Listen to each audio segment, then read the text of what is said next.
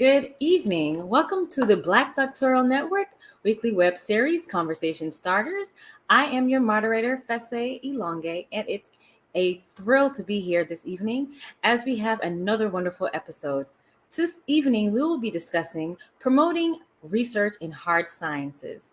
Joining us this evening are three expert panelists that will share their insight into this wonderful topic. The first panelist joining us this evening is Miss Anita Scales, who is a third year student at Tennessee State University and also a graduate research associate. And her research focus entails research comparison of ultraviolet and LED systems for the reduction of different pathogens in apple juice samples. I welcome you, Ms. Scales. Thank you for having me. Thank you. Our second panelist joining us this evening is Ms. Jocelyn Williams, who is currently pursuing a doctorate in education and organizational leadership at Seattle University. And she enjoys working in the field of diversity, equity, and inclusion in partnership with local schools and the community. I welcome you, Ms. Williams. Thank you so much for having me. Thank you for coming.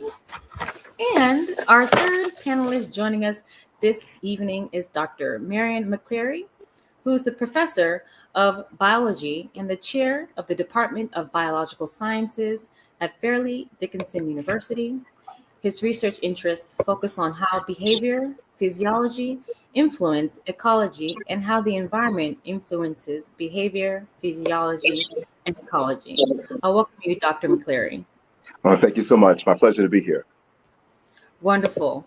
So I want to go ahead and jump right in because I know that our audience members are eager to hear the insight that you guys have regarding the research in hard sciences. So the first question that I have for you all is, how important are hard sciences in academia? Dr. McCleary. Yeah, they are very important. And the reason why the research isn't based on opinion. It's based on numbers, some hard facts. I don't want to get too political, but in the political climate we're in now, everyone can be right. Everyone can have their truth, but the hard sciences, it's about the data and about as much data as you can get to validate the findings. So it's just really important to have hard sciences, but that's what the hard sciences do. And even if it isn't clear, then we use the statistics to determine, to bring some clarity into it. So I think they're really important because it's not a matter of what you think about it. It's about the data and the analysis of the data. And that's what the hard sciences provide. Thank you, Dr. McCleary. Ms. Scales, what are your thoughts? So, as Dr. McCleary was stating, it is very important because another thing that a lot of, I know, undergrads that I teach, they don't realize that research does not always have to be done at the bench scale. That's something that I always try to relate to them. Research can also lead to a number of different routes, including academia, medical facilities, pharmaceutical companies, things like that, just to name a few. So it's very critical and very important. And there's always a demand for minorities in hard sciences. Yes, definitely. Thank you, Ms. Scales. And Ms. Williams. I think just to have something other than echoing what the others have stated, I think it's more just deciphering between what is an experience and phenomena and how you can kind of decipher through all of the information that's out there so you can find something that's replicable and something that is consistent. And so with the hard sciences, it really does pull that out. Thank you. So this piggybacks into my next question that I have for you all is, what are some barriers associated with promoting research in hard sciences? Ms. Scales.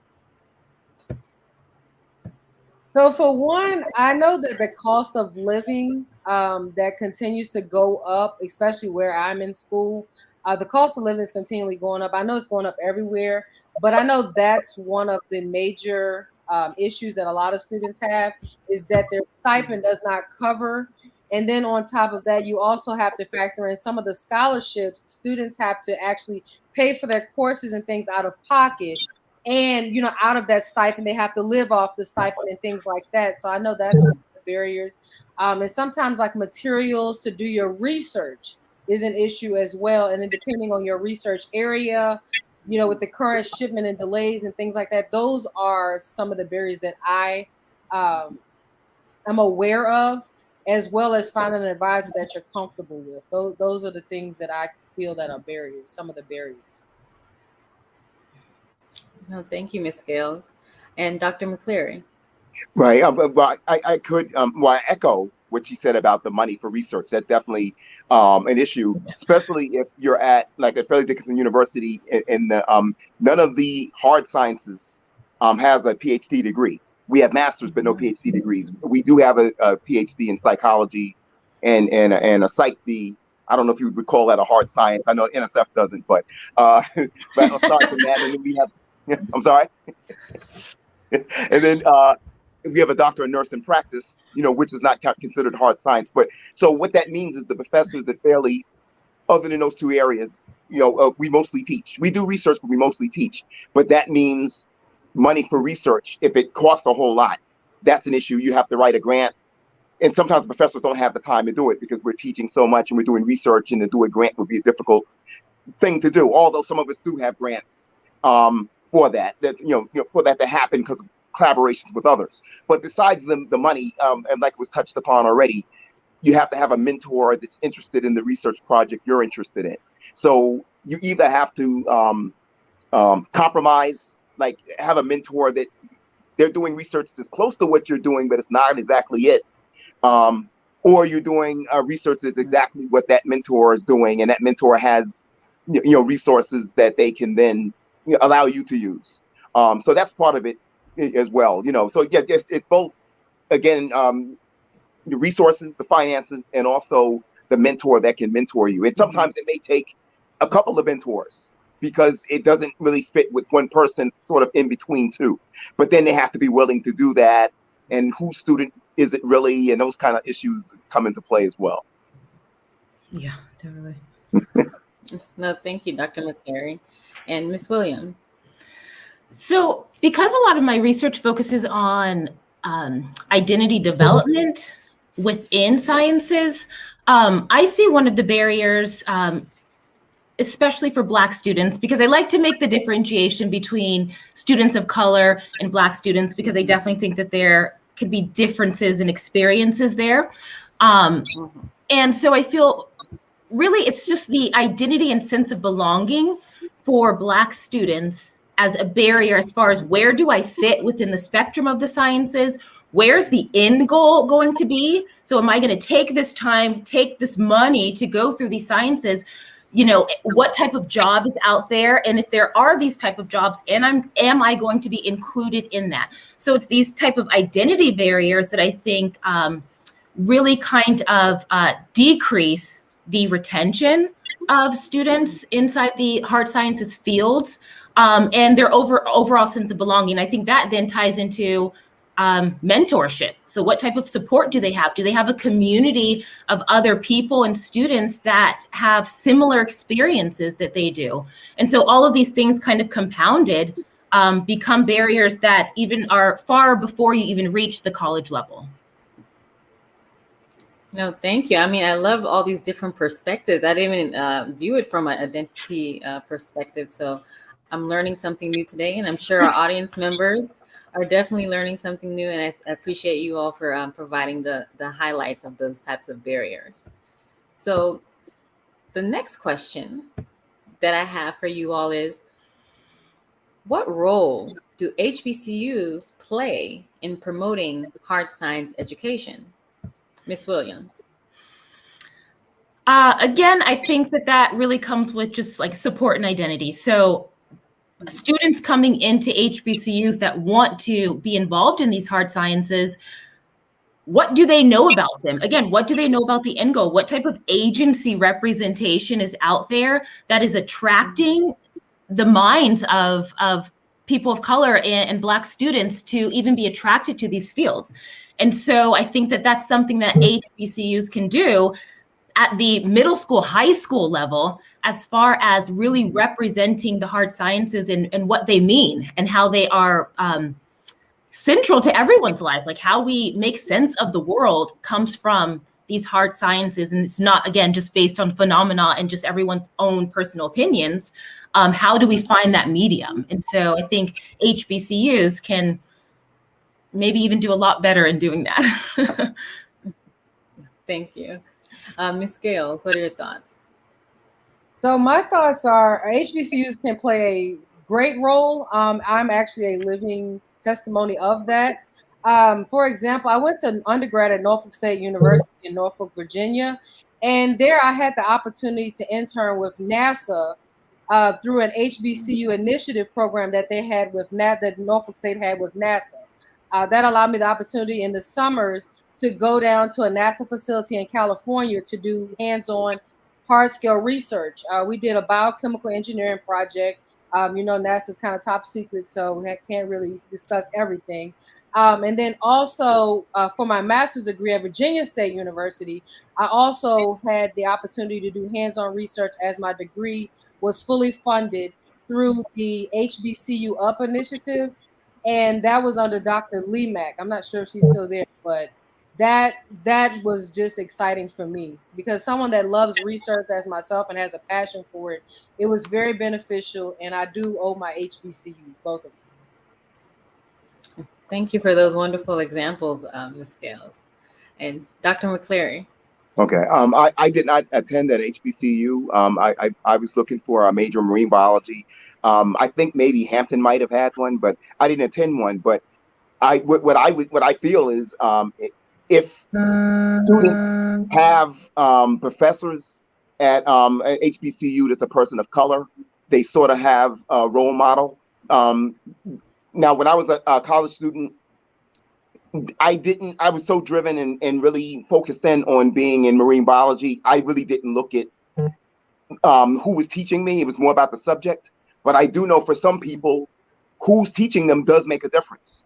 And for them to feel a sense of belonging, they need that. And I've been learning that. I'm here at FDU. We have two campuses. I'm on what's called the Metropolitan Campus, closer to New York City in New Jersey. And we have another campus in Florida, Madison, that's a little further away, that's not as diverse as the Metropolitan Campus.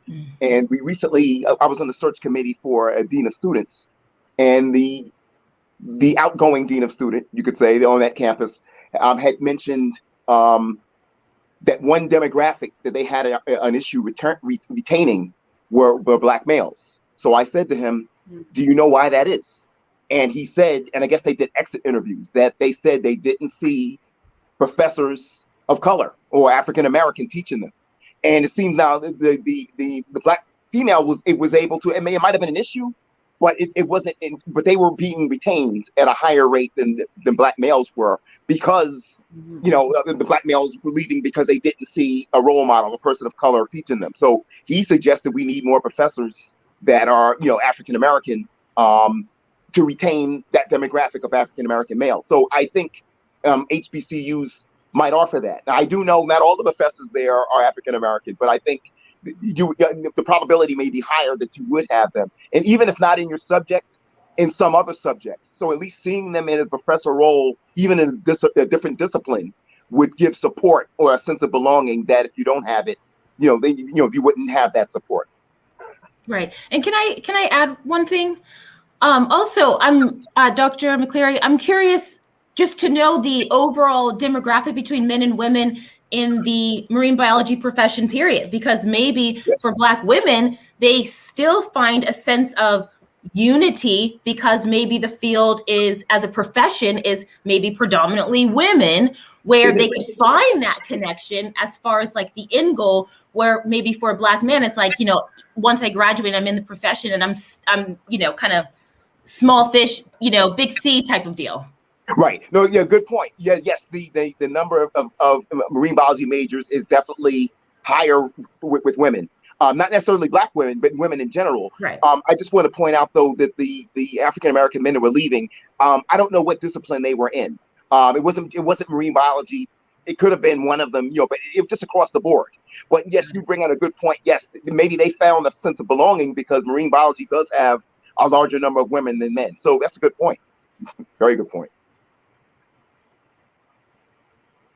No, thank you, Dr. McClary, Ms. Williams, and Ms. Scales. I mean, our audience members seem to be enjoying this conversation. If you are tuning in, please like, share, and comment, and bring on any of your other colleagues that may be interested in learning more how we can promote research in hard sciences. So the next question that I have for you all is, how do socio-cultural factors impact hard sciences research? Ms. Scales. I think they play a big role because sometimes, and I can only speak to some of this to an extent of what my students share with me. For example, I know some of them say that because they come from an area that might not be rich, their family, they might have grown up poor, things like that. So that's something that kind of affected them for being able to go maybe to a different state or a different continent or something if they wanted to go to school. It's almost like they feel like they're landlocked because the finances are not there. Or they might be worried that if they go out, let's say they go to Alaska, for school, okay, if I lose my scholarship, then what am I going to do? So I feel like socio-cultural factors are a big impact in hard sciences research. And it can also affect, your ability to be able to work well in different environments that you're placed into too, because of that background stress in your life. No, definitely. I totally agree with you, Ms. Scales. Ms. Williams. I kind of look at it in a way that it can be impacted in a positive way, because I look at it where everyone's has like a different diverse background, right? Everyone has different experiences that kind of impact their background. And so I feel like that could then influence how they look at hard sciences, maybe how they approach problem solving.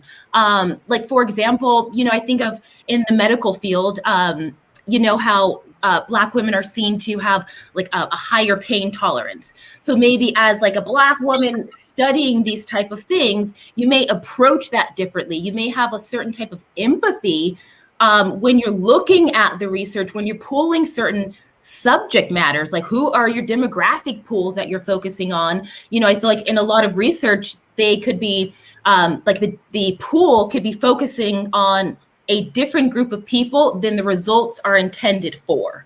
Historically, a lot of research is looking at, men, but it's for maybe medicine or things that are for women. And so I think, just kind of having that varied socio-cultural background is important.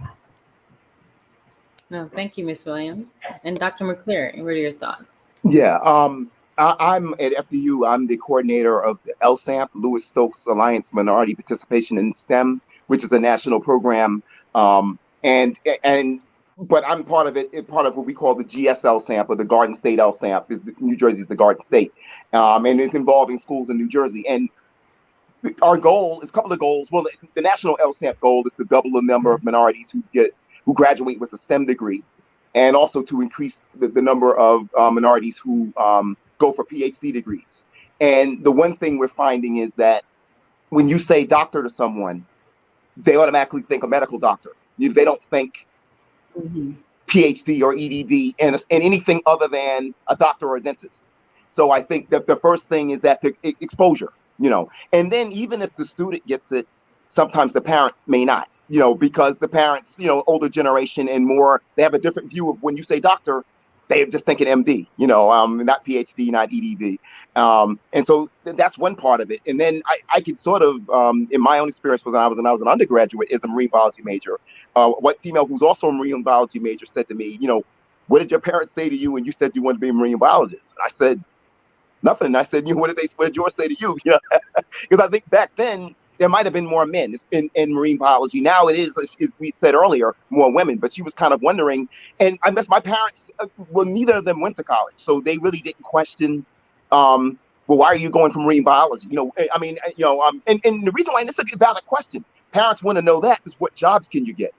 And then when I was a college student, I'll be honest, and even in the grad school, didn't want to be a college professor. And the reason why, when I was an undergrad, I would hear the professors complaining about the pay, but I still went for marine biology because I loved it. I loved doing research, and I also wanted to use it to solve a problem, like maybe using marine animals as indicators of pollution. And I would ask the professors, "What can you do other than being a professor?" And they didn't really know. And then I found out it wasn't really bad being a professor, because if you didn't like your pay, you could get a grant. I found those things out later, but there was a period of time I struggled with it, where I think with others, if it's not a clear answer, what kind of job can I get?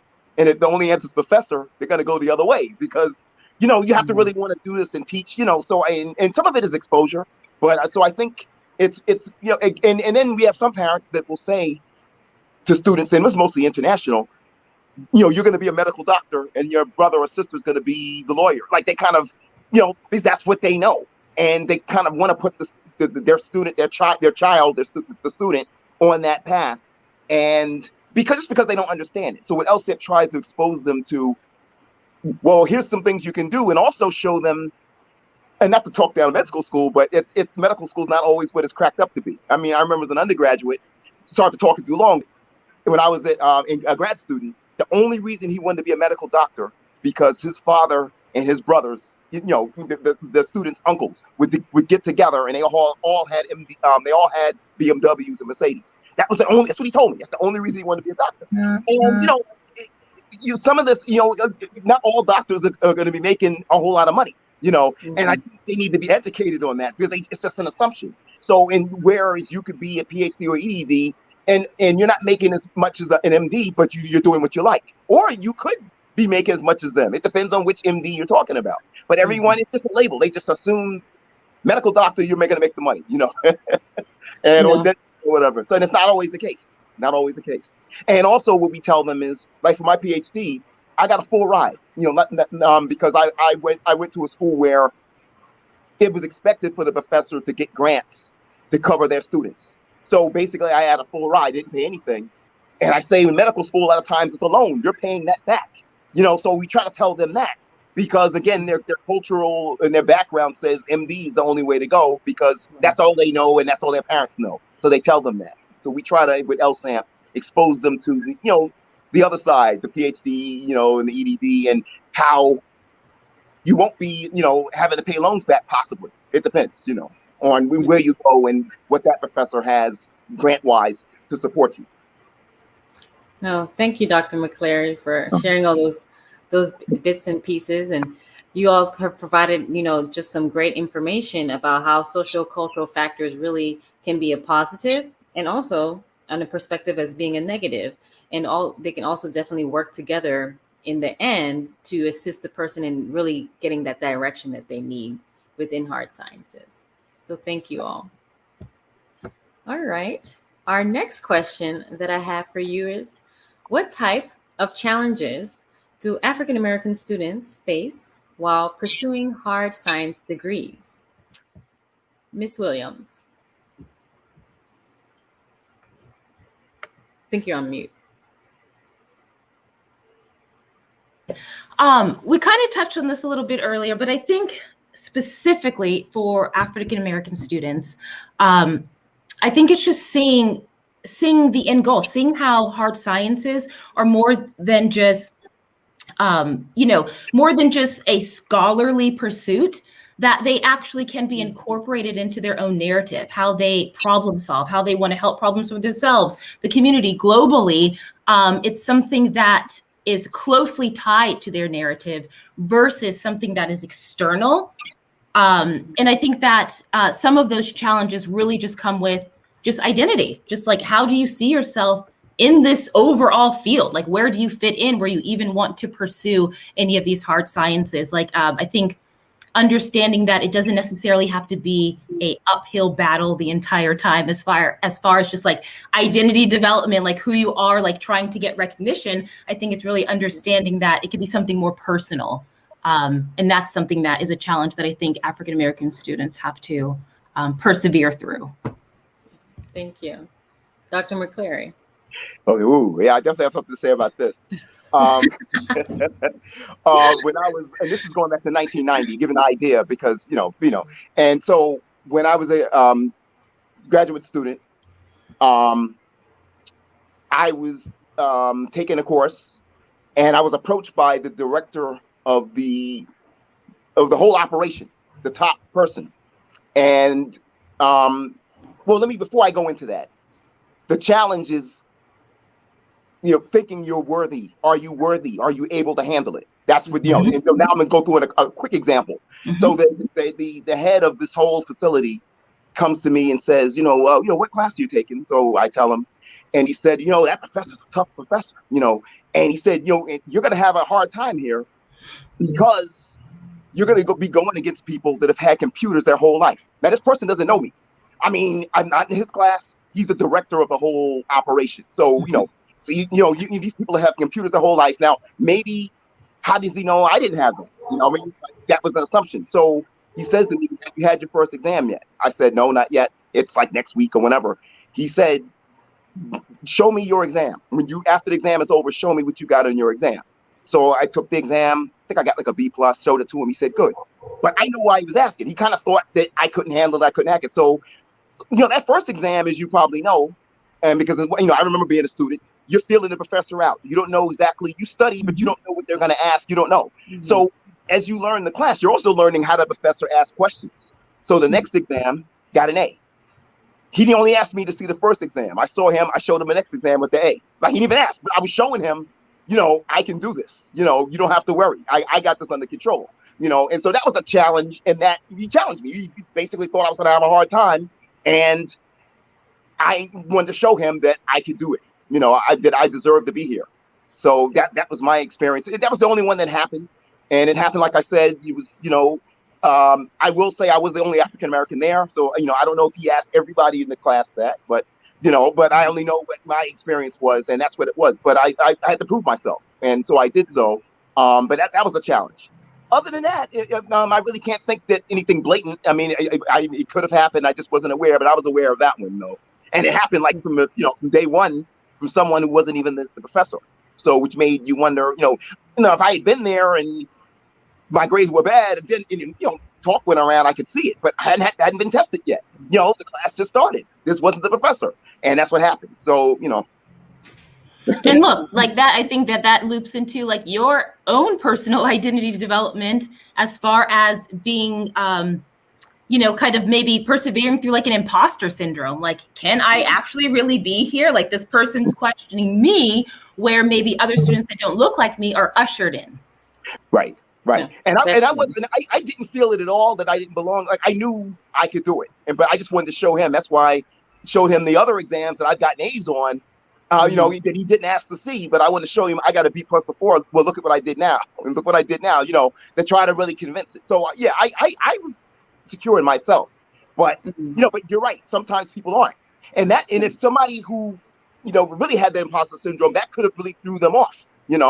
Because they already felt that, and here's someone telling them this, from the beginning. So that's a good point. Yeah. Thank you, Ms. Scales. Ooh, Dr. McCleary and Ms. Williams, y'all covered it. The only one that I really can speak of personally is faculty relationships and the importance of them. I had a really bad experience with one of the faculty members at my present institution. And, it took another faculty member, and I will call this person Dr. Gwendolyn Inman, to literally get my mindset back that, Anita, you can do this. You have to stay focused. You can't let anyone stop you from doing what you want to do. This is your degree. This is what you came here for. You're not from Tennessee, so you're not going to go back to Virginia or wherever you end up without a degree. You're going to get your doctorate. Whatever we have to do, whatever I have to do to help you, that is what I have to do. So I owe a lot to Dr. Emmon for changing my mindset, because at one point I wanted to give up, because I just, between the faculty advising and then sometimes the course offerings, and then, in some aspects, maybe inadequate prior preparation before college, things like that. Those things kind of were flooding my mind, and I wanted to stop. So between Dr. Emmon and my parents and my husband, they were the ones that kept me sane and settled. So that's pretty much all I have, because Dr. McClary, Ms. Williams covered it all. No, you know what? Can I add one more thing? Ms. Kells, I'm really happy that you're saying this, because my current dissertation that I'm writing is on how mindfulness practice supports students of color and their pursuit through STEM fields of study. And it's literally just to help them maintain that kind of mental arena to be able to like persevere through some of these challenges. So I'm so happy. Wonderful. See, this is why we do these panel discussions, because, I mean, look at all the information you all have just shared. And I know a lot of our viewers can definitely relate when it comes to a lot of challenges that they may experience. They may not want to or feel comfortable talking about it, or even seeing it as a challenge per se, like the microaggressive behaviors and statements and issues with research and professors and things of that nature. So thank you all definitely for really highlighting those challenges. It's definitely appreciated. So on the other hand, what are some strategies you would recommend to encourage research in hard sciences in the academic landscape? Ms. Scales. All right, so I'm going to try my best with this one. So the main thing I can say is to follow your heart. You have to follow your heart. If your passion isn't there, it's just going to make it 10 times harder for you to be able to do well and succeed in whatever you decide to do, whether it be hard research on the bench scale, whether it be statistical, whatever research you want to do, follow your heart. And also another thing I try to tell people is intern if possible, because an internship will show you a lot. It'll show you, hey, is research for me? Is research not for me? Kind of like one of those things, try it before you buy it kind of scenarios. And to never let anyone stop you from achieving any of your goals and dreams. That's pretty much what I can really say about it. I'm sure Dr. McClary that was a wonderful answer. Dr. McClary. Yeah. Like Ms. Gale said, there was times when I was going through my PhD when I wanted to give up, not because of racial harassment or anything like that, but the experiments weren't working, and I was working, I was a full-time student. I didn't have a job. Well, that was my job.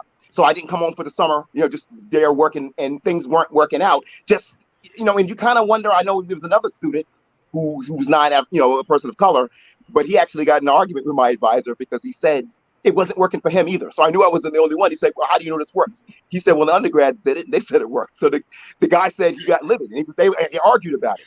But you do feel like you want to give up because things aren't working. But what I did was I went back to my proposal. Because when you do your dissertation, you write a proposal. And although the project was my PhD advisor's, I got into the project because I liked the organism, which was barnacles. I did my PhD on barnacles. And so that was my choice. And when I told another professor, he said, well, we have someone at the lab that's working on barnacles. And so I already had that passion, as Ms. Gale said. So I would go back to my proposal, read it, and it would remind me why I'm doing this. So even though things weren't working, I got fired up again. And that made me go out there again. And even though things weren't working, just made me keep trying at it. And that's one thing. Another thing was, my PhD took 7 years. And so maybe a year, I don't know, 4 or something, 3, I could have stopped and got a terminal master's. But then I said to myself, who gets a master's full time after 4 years? Like, if I get a master's now, how am I going to account for that lost years? 4 or 5 years. You full time now. Now, part time is different. I was doing full time. I said, I can't stop now with a master's, and it took that many years. So I said, I just got to keep doing it. So between that and my proposal, that's how I did it. I also talked to older graduate students who are very willing to talk about strategies in terms of picking your committee, preparing for your comprehensive exam or preliminary exam, whatever the school calls it. how to take that exam, or you give a seminar how to answer questions. Even if you don't know the answer, don't BS the answer. Basically say you don't know, but basically explain what you do know that relates to the question. And so learning those things, talking to the older graduate students, and because they've walked those steps that you've walked, and a lot of them are willing to tell their story. So I would just listen to them and get information about that. So with all of those things, that's how I survived, and that's the strategy that I would use how to navigate the landscape. So No, thank you, Dr. McCleary, for those strategies. Ms. Williams. Of course, I think it's definitely, you have to have a passion. I mean, like no one, I can't say no one, but I would think it'd be very difficult to persevere through a doctoral program and not be passionate about something, right? I think that the whole point is that you're like holding on to a problem or something that you are so desperately wanting to solve because it's something dear to you. That is like that kind of light at the end of the tunnel. And so like that pulls you. And I think outside of having that passion, it's resources. And so for me, I write a lot of federal grant proposals. And because a lot of my research is in mindfulness, having a doctorate is going to make it a lot easier, especially when writing proposals to like the National Science Foundation, where they look at mindfulness and it's like, how do I change my terminology where I'm talking about cognition and things of that nature. So I think for me, obtaining grants funding that I know is going to help local schools, communities that I'm working with, and seeing how that money is helping them, that is what it pulls me through as a passion. So I think it's just finding something that you love. No. Yeah, if I could just add in just something she said that reminded me of something I left out, or just what I do with my students when they want to do research with me. I ask them, what are you interested in? And they let me say, I don't know. I'll say, okay, because I'm a marine biologist, so my research is going to deal with some marine organism of some sort. And so I'll say, well, okay, what do you have a favorite organism that we can work with on campus? Like we can't work on elephants, but you have a favorite animal or biological subdiscipline, like is it behavior, is it ecology? And so with those two, I'll come up with a project for them that based on their passions. And again, like she said, they have to be passionate about it, because if it doesn't work, they won't put their all in it. Now even if they said, I really don't know, I can give them a project, but I want them to own it, because then they're interested in it. And then when it's not working, they'll persevere because it's theirs. They have ownership. So I just wanted to point that out. They have to, I'm talking about research, not for a doctorate in this case, just any research project. They have to have some level of passion and interest if they're going to do a good job. They're be invested in. No, thank you. I mean, I love all of the different strategies, but I think what I heard the most was passion. Yes. Behind everyone's answer, because if the passion is not there, I mean, you just start to go downhill really quickly. Fast. Yes, definitely. But no, I definitely love all the different types of strategies that you guys propose. So this leads me to my next question that I have for you all is, how does the community contribute to the sustainability of hard science education for Black scholars? Ms. Williams. Ooh.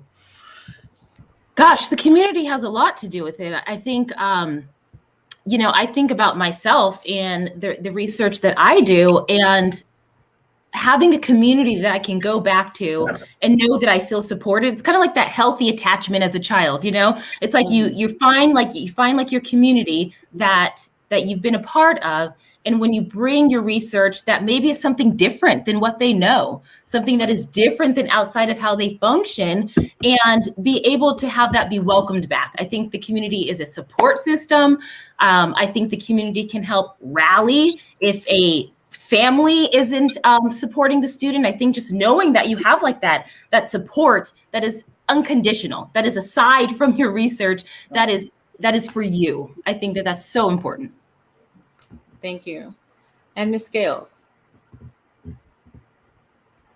Yes, ma'am. So the community is a big impact, as a huge impact, honestly, especially for those that are doing research now and maybe need materials. For example, when I was getting my master's degree, a part of my research was using grape pumice. And for those that may not know, grape pumice is the stem, the seeds, and the skin that remains after the grapes are used for juice, oils, wherever people use them for. And the winery was kind enough to donate grape pumice for me to do my research, and that was a huge impact. Because to find it, most wineries just throw it straight away. They held it for me until I was able to come get it. So that was a huge thing in terms of community. And then also when the community hosts things like conferences and workshops, networking events for scholars to promote their research, to get a better understanding of how we all can work together, tie in our research with their, into the community to make the resources better for everyone. And a huge kudos to the Black Doctoral Network for allowing African American scholars to come together on this platform to discuss research that's going on, the benefit to society, and things of that nature. Well, thank you for that, Ms. Scales. And Dr. McCleary. Yeah, that last point, that's what I was going to say. This network is excellent for that. So she I just want to piggyback on that, and she stole that one from me. But also, but still, just a chance to a place where you could talk to someone who may be going through what you went through already. Like for instance, when I shared earlier about the director of the whole facility, questioning my being there and my ability to succeed, and how I handled it. That's something, having a community that understands that because they've been through it. It's helpful. Or even if they haven't, there's something similar to it. So I think and for encouragement, and you can see others that have made it through, and it just gives you encouragement that they can do it as well, because basically you can have a conversation with someone that may have experienced something similar. That's basically all I can say about that. But this network is definitely a chance for that. And I'm glad. And these are stories that I don't get to tell often because many of the students don't want to go to graduate school. They want to go to medical school, but some of them, I remember was African American male one time after class. He talked to me and basically asked me, about that. Not really my whole story, but how did you get where you are, and I said to him, you have to be focused on your work. And I said, and I know I had to keep it real. And I said, I know that you want to have a social life, and you want to, date and so forth. And you can do that, but you have to make sure that person's not going to pull you away from your academics. So I got to tell them that, because, if I tell my story, they may think, oh, I was just, a dull boy, or, that's all I did was work. And it's not the case, but you have to have balance, and you have to have someone that's in your corner that's not going to distract you too much, and they don't have to be the same field you're in, but they have to understand that you're passionate about this and give you that space and help you with that. So I kind of told them that side too, that yes, no, you can have fun, but you got to balance it with work, and one reason I was able to do that is because I got on my own nerves. So like when someone nags you, I nagged myself. And so, but I didn't take much nagging because I loved doing my work, So it kind of worked. But even when I should have been enjoying myself, I'm still nagging myself. So that kind of person on my shoulder kept me, so I share that with them, and it gives a community where you can just advice, and you can say it in a way that they can understand and allow them to ask questions so you can answer, Which is also kind of like the Scales, like your advisor or that professor. Because I feel like without that community, potentially there could have been one less Black scholar in the field.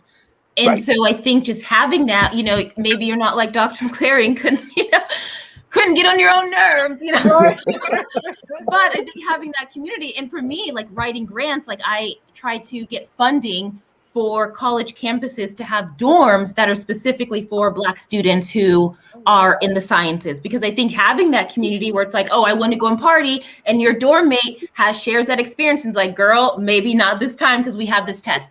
So I think, just kind of having that is so important. Right. And also too, just to add on what you just said, the community is a way of sharing information. Like, so for instance, I know some schools, because like they want to diversify, they really do, the school, and there's money for it. but they can't find people.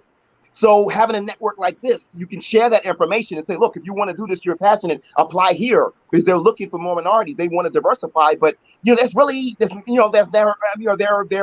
they're few, and I think there needs to be a way that we get those that are interested to those opportunities, and a network like this, a community like this, can make that possible. Right. Well, thank you all for all the kudos to the Black Doctoral Network. No, but honestly, thank you all for all the great feedback that you guys have provided, and really highlighting the how community is very impactful from all you all's perspectives is definitely wonderful. Well, that is all the questions that I have for you this evening. And I want to say a huge, tremendous thank you to our panelists who have just made this conversation so wonderful. I have thoroughly enjoyed myself, and I'm sure the viewers have really enjoyed themselves as well.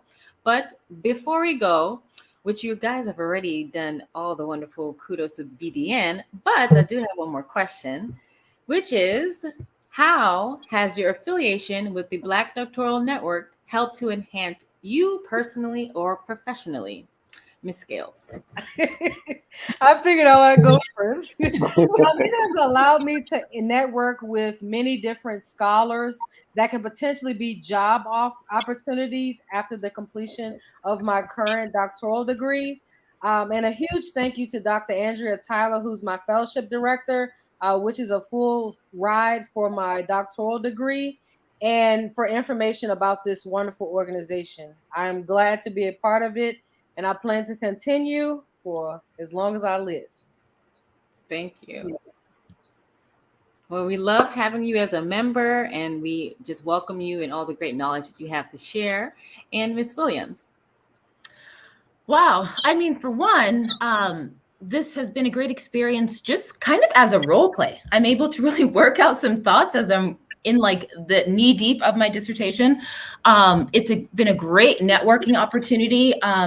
And I think really just more of a self-affirmation that I am on the right path when I am surrounded by like-minded people, such as today in these discussions. So I think it really just motivates me, and professionally just really kind of, ignites the flame, the fire to keep going. Thank you, Ms. Williams, and we welcome you, and we'll hope you stay with us and continue to share your knowledge as well. And Dr. McCleary, what about yourself? Thank you. Well, this affiliation has been great. Like I have stories to tell, and I don't always get a chance to tell them. So this gives me an opportunity to do so for people that could benefit from it and really need to hear it. And so that's what's one thing. And also, with these questions, the excellent questions. I don't know who wrote them, or asked them, but they really help you think, beyond the science. A lot of times, as I told you, when I was a college student, I love marine biology. It didn't matter to me who was teaching it, and I was more about just the organism, But I think there's another part to it. There is an aspect of who's teaching it. It is an aspect of what kind of jobs can you get, and it is an aspect of what that community would be like.